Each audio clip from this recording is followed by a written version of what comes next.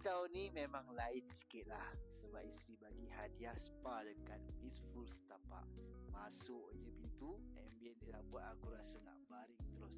Aroma terapi dia dengan lighting dia yang lembut, dengan lagu yang slow, memang vibe dia tip top. Yang best, terapi dia pun friendly. Siap tanya bagaimana yang sakit, bahu dengan pinggang, tempat rasmi.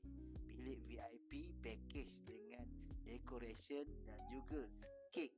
Bukan itu saja, dekat dalam ni ada makanan, semua sekali dah komplit lah. Tapi paling tak sangka, time massage tu boleh layan movie sekali. Siap ada Netflix, memang komplit package-nya. Tangan dia buat kerja, mata aku pun layan cerita.